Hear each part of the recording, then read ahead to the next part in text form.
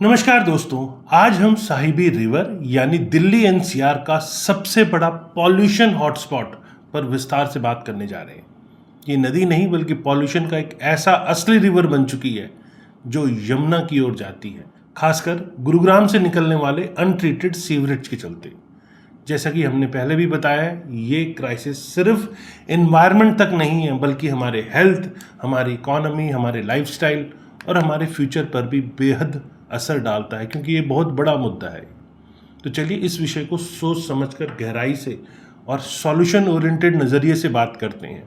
अगर वीडियो पसंद आए तो लाइक कमेंट शेयर ज़रूर कीजिएगा और फ्यूचर में ऐसे ही आपको इन्फॉर्मेटिव वीडियोस मिलते रहें, इसके लिए आपको चैनल को सब्सक्राइब करना है। तो चलिए शुरू करते हैं।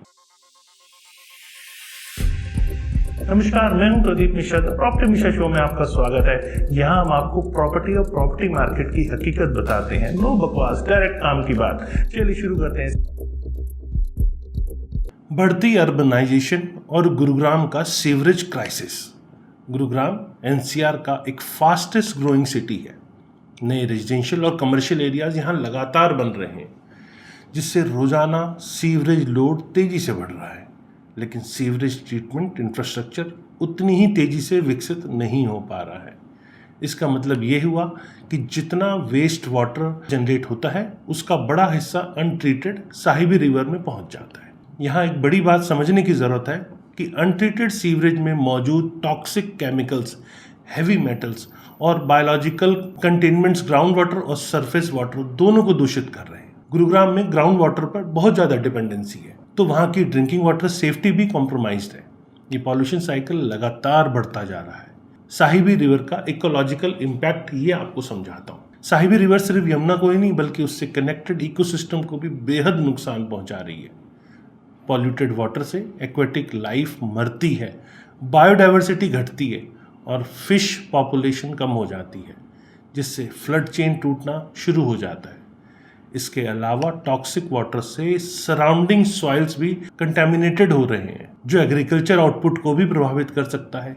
ये इकोलॉजिकल इम्बैलेंस लॉन्ग टर्म में क्लाइमेट चेंज और एक्सट्रीम वेदर इवेंट्स को भी ट्रिगर कर सकता है।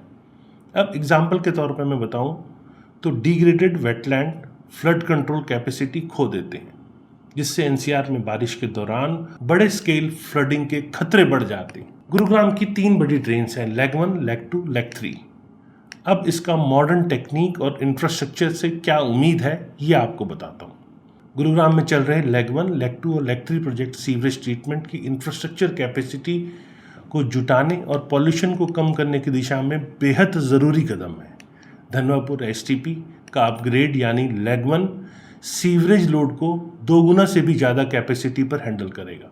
ये राज्य के दी हर्ट बायोलॉजिकल ट्रीटमेंट प्लांट है, जो नाइट्रोजन और फास्फोरस जैसे पॉल्यूटेंट्स को कम कर सकेगा। सेक्टर 107 का नया एसटीपी लेग 2 गुरुग्राम के नॉर्थ ईस्ट जोन से आने वाला अनट्रीटेड वेस्ट वाटर को मॉडर्न मेथड से ट्रीट करेगा। यहाँ एनर्जी एफिशिएंट और लो मेंटेनेंस टेक्नोलॉजी लगी है। बहरामपुर में नए एडॉन्स और पंपिंग स्टेशन लेग 3 से सीवरेज प्रेशर मैनेजमेंट बेहतर करेगा, जिससे ट्रीटमेंट प्लांट पर लोड बैलेंस रहेगा। ये प्रोजेक्ट ना सिर्फ करंट पॉल्यूशन को कंट्रोल करेंगे बल्कि आने वाले शहर विस्तार और पॉपुलेशन ग्रोथ को भी संभालने में हेल्पफुल रहेंगे। दिल्ली एनसीआर के रीजनल कॉरपोरेशन का क्या इंपॉर्टेंस है, ये आपके लिए जानना बहुत ज़रूरी है। ये सिर्फ गुरुग्राम या दिल्ली अकेले यमुना की सफाई नहीं कर सकते। ये पॉल्यूशन एक रीजनल समस्या है, जिसे एक मल्टी स्टेट कोलैबोरेशन की ज़रूरत है। उत्तर प्रदेश और हरियाणा सरकार को भी सीवरेज मैनेजमेंट में एक्टिव रोल लेना होगा। आधुनिक वेस्ट वाटर ट्रीटमेंट टेक्नोलॉजी का एडॉप्शन, टाइमली मेंटेनेंस और स्ट्रिक्ट एनवायरनमेंट स्टैंडर्ड्स सभी राज्यों को करना चाहिए। Common effluent treatment plant specially industrial waste के लिए बनाना और उनके इफेक्टिव ऑपरेशन की निगरानी ज़रूरी है। डाटा शेयरिंग, पॉल्यूशन मॉनिटरिंग और पब्लिक रिपोर्टिंग ट्रांसपेरेंसी में पॉल्यूशन कंट्रोल तुरंत त्वरित हो सकता है। ये रीजनल कॉरपोरेशन यमुना को इको सेंसिटिव रिवर कॉरिडोर बनाने की दिशा में पहला कदम होगा। इंडिविजुअल और कम्युनिटी रिस्पॉन्सिबिलिटी भी आपको जानना ज़रूरी है, क्योंकि छोटा कदम और बड़ा इम्पैक्ट हो सकता है। जैसा कि आप सब जानते हैं, गुरुग्राम ऑलरेडी रेनी सीजन में पानी से एकदम लबालब हो जाता है और इस बार तो कई ऐसी मौतें भी हुई हैं। तो गुरुग्राम को अपने लेग 1 और लेग 2 और लेग 3 जो ड्रेन है इसकी इनको सही से और टाइमली साहिबी रिवर तक पहुंचाना है, और वो भी सिर्फ रिवर तक पहुंचाना नहीं है, ट्रीटेड वाटर के साथ पहुंचाना है, तब हमारी साहिबी रिवर प्रॉपर साफ़ हो पाएगी। ये हरियाणा गवर्नमेंट को भी बहुत ज़्यादा यहाँ इनिशिएटिव लेने की ज़रूरत है, काम को फास्ट करने की ज़रूरत है। चीज़ें हो रही है लेकिन बहुत स्लो हो रही हैं। ये स्लो काम होना हमारी एनसीआर के लिए बहुत फ़ायदे का सौदा नहीं है, बहुत नुकसान हो रहा है। जिस हिसाब से दिल्ली गवर्नमेंट अब कमर कस चुकी है और गुरुग्राम के अंदर साहिबी रिवर एक बड़ा फैक्टर बन के सामने आ रहा है, तो यहाँ पर चूँकि सेम गवर्नमेंट गुरुग्राम में भी मतलब पूरे हरियाणा में भी है, तो यहाँ पर गवर्नमेंट को भी एक्टिवनेस दिखानी पड़ेगी, हरियाणा के अंदर भी एक्टिवनेस दिखानी पड़ेगी, क्योंकि बाकी नेबरिंग स्टेट्स में भी या यूपी हो या हरियाणा हो, सब जगह सेम रूलिंग गवर्नमेंट है। तो यहाँ गवर्नमेंट को अच्छी खासी एक्टिवनेस दिखाने की ज़रूरत है। आज एनवायरमेंटल क्राइसिस का सिर्फ सॉल्यूशन इंफ्रास्ट्रक्चर में ही नहीं बल्कि पब्लिक पार्टिसिपेशन में भी छुपा हुआ है। प्लास्टिक या सॉलिड वेस्ट को ड्रेन या ओपन प्लेस में ना फेंकें। अपने घरों और स्थानीय इलाकों में भी ठीक से सीवरेज डिस्पोजल की व्यवस्था सुनिश्चित करें। आप स्कूल, कॉलेज, वर्क प्लेस में वाटर पॉल्यूशन अवेयरनेस कैंपेन चलाएं। सोशल मीडिया में साफ़ सुथरी यमुना और साहिबी रिवर के लिए जागरूकता बढ़ानी होगी। टेक्नोलॉजी ड्रिवन सॉल्यूशन जैसे rain water harvesting, decentralise sewerage treatment छोटे स्तर पर ज़रूर अपनाएं। संयुक्त प्रयास से ही हम पॉल्यूशन साइकिल तोड़ सकते हैं। साहिबी रिवर पर पॉल्यूशन कंट्रोल की टाइमलाइन और चुनौतियाँ, ये भी आपके लिए समझना बहुत ज़रूरी है। वैसे बहुत सारी जो योजनाएं हैं 2025 से 2028 के बीच पूरा करने का एम रखती हैं, लेकिन असली मापदंड सफलता का इम्प्लीमेंटेशन स्पीड, मेंटेनेंस और बिहेवियर चेंज पर डिपेंड करता है।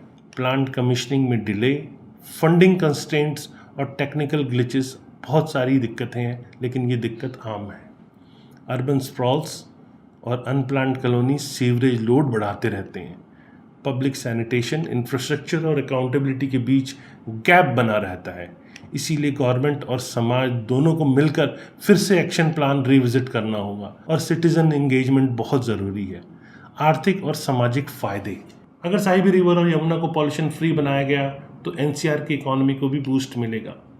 हेल्दी वाटर बॉडीज़ का टूरिज्म बढ़ेगा, वाटर बोर्न डिजीज और हेल्थ केयर खर्च घटेंगे, एग्रीकल्चर आउटपुट इंप्रूव होगा, रियल एस्टेट और लिविंग स्टैंडर्ड बेटर हो पाएंगे। क्लीन वाटर सोर्स से इंडस्ट्रीज भी इन्वेस्ट करेंगी। यहाँ एनवायरनमेंट और इकोनॉमी दोनों फ़ायदे में आएंगे, जिससे long term sustainable growth possible हो पाएगा।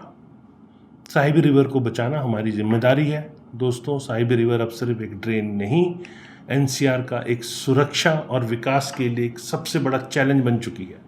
गुरुग्राम के ऑनगोइंग लेग 1, लेग 2 और लेग 3 प्रोजेक्ट जैसे इंफ्रास्ट्रक्चर डेवलपमेंट बहुत ज़रूरी है, जो कि बहुत दिनों से फंसे हुए थे।